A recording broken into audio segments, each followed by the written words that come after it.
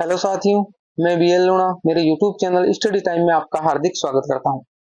हम हिंदी व्याकरण पढ़ रहे थे और उस हिंदी व्याकरण में हम अविकारी शब्द पढ़ रहे थे। अविकारी का मतलब जो अव्यय शब्द है उनके बारे में हम देख रहे थे।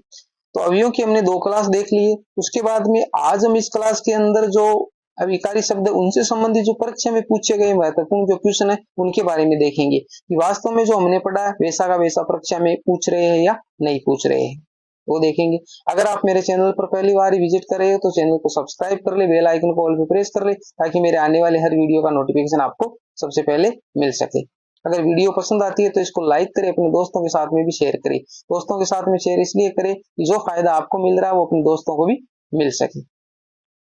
अगर किसी भी प्रकार का आपको कंफ्यूजन या डाउट रहता है तो आप मेरे को कमेंट बॉक्स में पूछ सकते हो, और अगर वीडियो पसंद आती है तो भी आप मेरे को कमेंट जरूर करें।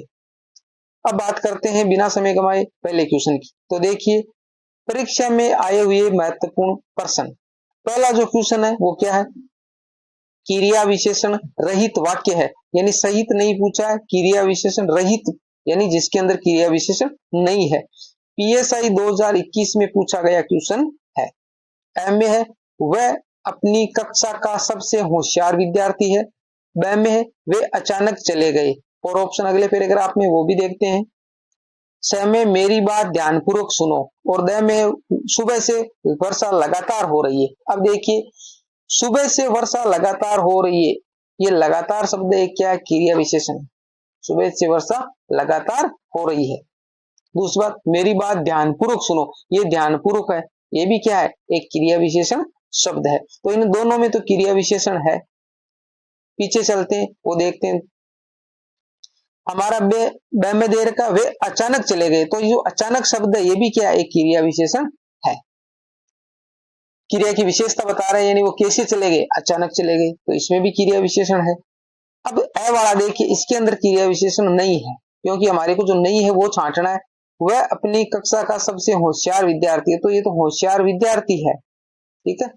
इसकी विद्यार्थी कैसा होशियार है, तो ये तो इसकी विशेषता बता रहा है, पर क्रिया विशेषण नहीं। तो हमारा ए वाला ऑप्शन है वो इसका राइट आंसर हो जाएगा। आगे देखिए, वाक्यों में प्रयोग क्रिया विशेषण है, यानी क्रिया विशेषण है वो क्या है? रीट 2021 में आया हुआ क्वेश्चन है। जो राजस्थान के अंदर रीट हो रही है उस रीट के अंदर ये आया हुआ क्वेश्चन है। अ निरर्थक, ब अविकारी, स विकारी, द सार्थक। तो क्रिया विशेषण क्या है? क्रिया विशेषण है वो क्या है? क्रिया विशेषण क्रिया की विशेषता बताने का काम कर रही है, और क्रिया विशेषण क्या है? एक अव्यय है, और अव्यय को अविकारी भी बोला जाता है। तो इसलिए हमारा ब वाला ऑप्शन है वो इसका सही आंसर हो जाएगा। 3 नंबर देखिए, विस्मयादिबोधक अव्यय है। बीएसटीसी 2021 में आया हुआ क्वेश्चन है। ए में छी, ब में वाह, स में वाह, द में यह है।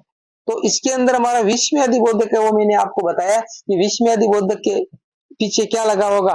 ये चिन्ह लगा हुआ होगा, जो विस्मयादिबोधक चिन्ह है। तो इसके अंदर हमारा स वाला है, क्योंकि ये चिन्ह तो इसमें भी लगा ये, परंतु ये है वो विस्मयादिबोधक वाक्य नहीं है। वो वाह ही नहीं होता, वाह होता है, तो इसलिए हमारा स वाला ऑप्शन है वो इसका राइट आंसर है। तो देखिए, बीएसटीसी में पूछा गया ऐसे क्वेश्चन। क्वेश्चन नंबर 4 देखिए, गोमूत्र असाध्य रोगों के उपचार में भी उपयोगी है। इसके अंडरलाइन है, रीट 2021 में पूछा गया है। तो इसके बारे में ये पूछ रहा है कि भाई ये भी है वो क्या है? तो क्रिया है, समुच्चय बोधक है, कारक चिन्ह है, या अव्यय है।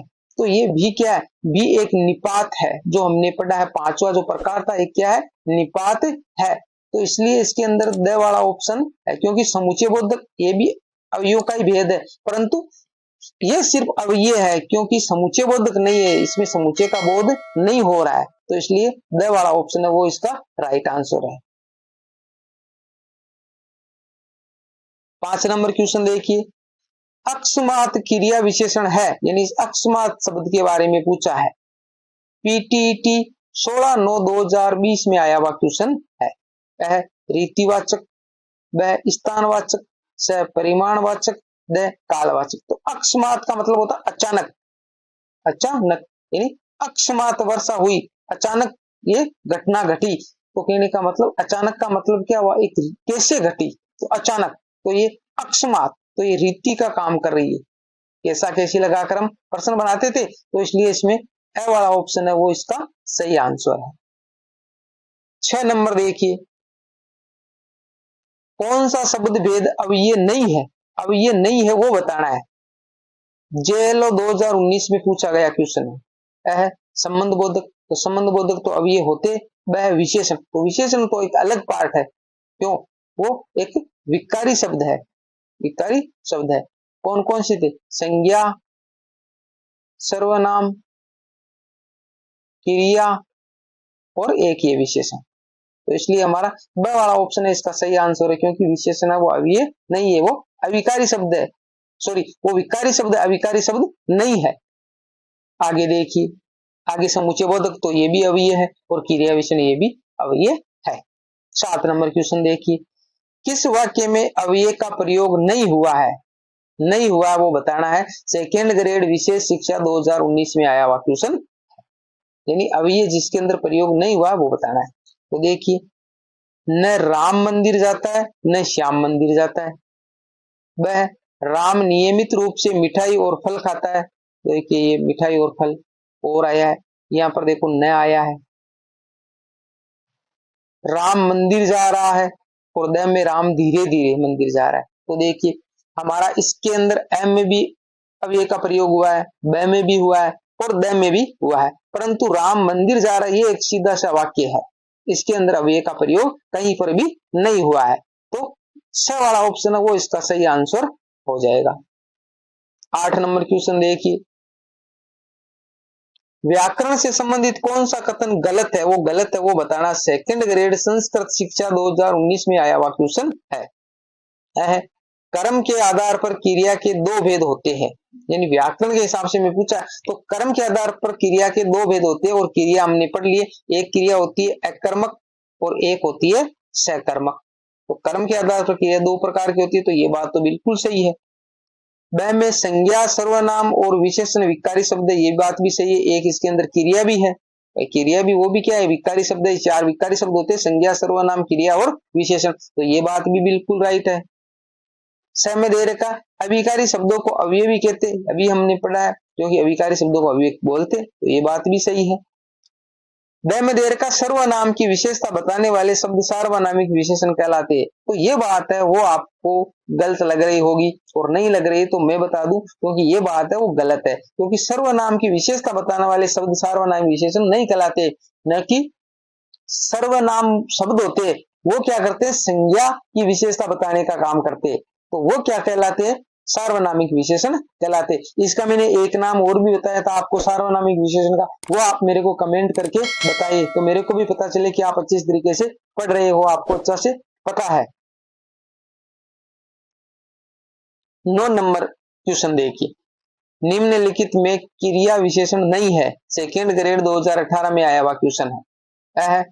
अनगिनत, वह चुपचाप, से हाथों हाथ, द एकाएक, तो इसके अंदर ए वाला ऑप्शन है वो राइट आंसर है। अनगिनत है वो क्रिया विशेषण नहीं है, बाकी चुपचाप वो क्रिया विशेषण है, हाथों हाथ क्रिया विशेषण है और एकाएक क्रिया विशेषण है।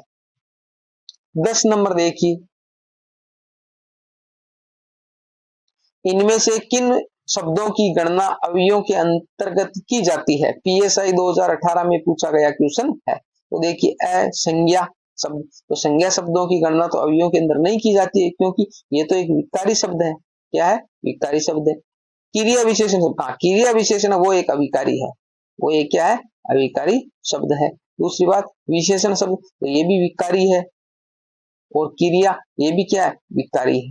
तो कहने का मतलब ये 3 है, क्रिया शब्द, विशेषण शब्द और संज्ञा शब्द, ये तो क्या है, विकारी शब्द है, और सिर्फ क्रिया विशेषण शब्द है वो क्या, अविकारी है। तो इसलिए हमारा इसके अंदर ब वाला ऑप्शन है वो इसका सही आंसर हो जाएगा। तो ये 10 क्वेश्चन थे जो हमने पढ़ा है, जो 5 प्रकार अवयवों के थे, तो कुछ गाइडों में 4 दे रखे और कुछ गाइडों में 5 दे रखे, तो हमने 5 प्रकारों के बारे में अच्छे से अध्ययन किया है।